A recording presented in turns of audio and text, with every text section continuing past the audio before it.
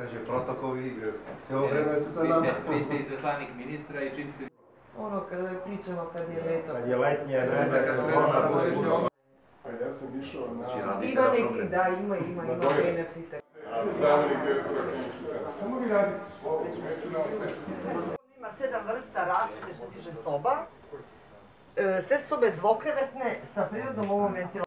Ide sa njim, posle sat vremena dolazi sa magneta skenera, mi vraćamo ovo, povezujemo, tako je, i vidimo šta se dešava. Во рамки на учеството на првата светска конференција на COVID, денес остваривме работна посета на новиот клинички центар на Србија, каде што раководството не запозна со самите просторни капацитети на новиот клинички центар, организацијата на работа, поставеноста пред се на ургентниот центар, одделите за интензивно лекување, операционите сали и стационарниот оддел, како би биле искуства понатаму и големи совети за изградба на нашиот клинички центар во Македонија, а и како еден урнек за останатите болници кои би се граделе во нашата држава. Што видовте дека што има све? Се работи за еден голем, навистина импозантен објект, прво во поглед на просторните капацитети кои што се одделени пред се во самиот ургентен центар, постојат одредени зони кои што директорот убаво ни ги објасни. Понатамо се запознавме со одделите за интензивно лекување, каде што на едниот кат се поставени интензивните лекувања за интернистичките гранки, додека за вториот спрат се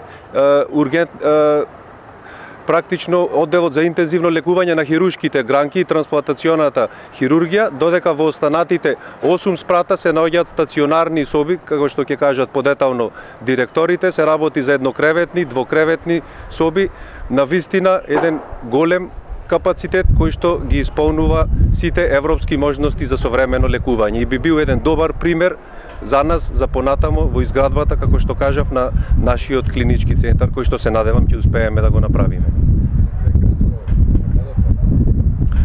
Ова работна средба исто така ја искористивме и да му ја врачиме 13 ноемвриската награда на нашиот почитуван професор доктор Владимир Башчаревич од клиниката за неврохирургија, кој што заедно со медицинскиот тим на клиниката за неврохирургија и неврологија во изминатата година ни беше проктор и ги направивме првите 5 операции на вагус нерв стимулација кај пациенти со рефрактерна епилепсија.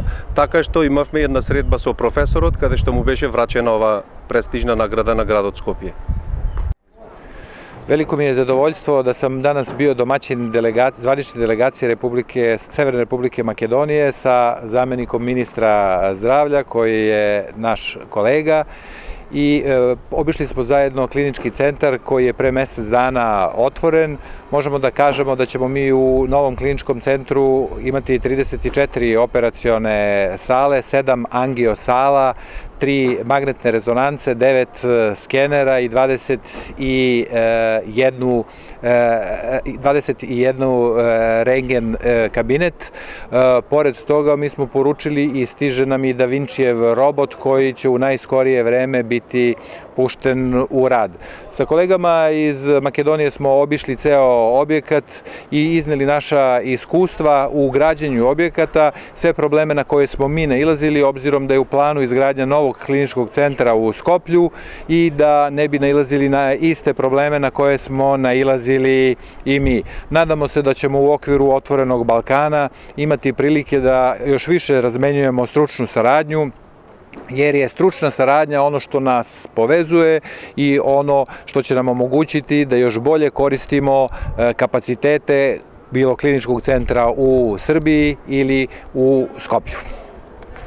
Najvažniji u suštini princip u svakoj modernom zgradi kao što je ova kliničkog centra je u suštini savršeno razvijen stepen urgentne medicine.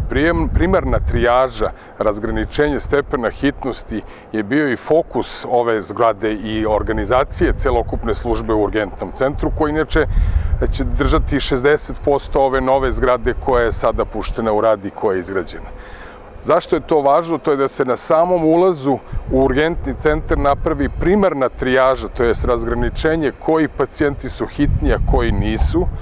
Oni koji nisu će odlaziti kao i do sada u ambulante različitih specijalnosti, dok će lekari definisati urgentne medicine stepen hitnosti ovih hitnih pacijenata i shodno tome će biti raspoređeni u 3 potpuno nezavisne jedinice koje mogu biti jedinice za observaciju, pregled, ali i za lečenje pacijenata. Mi kažemo po stepenu hitnosti. Posle zelene koja nije hitna ide žuta, narandžasta i crvena. I po broju popunjenosti do sada i našem iskustvu je tako da je i žuta ta koja je prva, najopterećenija, imaće 14 mesta za observaciju, pregled i dijagnostiku. I to je pokazano da je u urgentnoj medicini to vreme do postavljanja prve dijagnoze i faktički do terapije krucijalno. I zato smo i prvo uložili u edukaciju svih tih lekara urgentne medicine kojih imamo sada 19, koji inače do sada nikad nisu radili u hospitali, već su svi radili na terenu pre ulaska urgentnog centra u hitnoj pomoći. Ovde je njihova uloga mnogo opširnija i mnogo veća i mnogo, da kažem, kompleksnija i kompletnija, gde pacijenti dobijaju sve što im je potrebno na samom prijemu, a specijalisti različitih specijalnosti su tu da ih preuzmu i da rade dalje. To je najvažniji vid, da kažem, to je drugačije u odnosu na ono što je bilo ranije, a to je prepoznato i prekopirano iz najmodernijih centara sveta.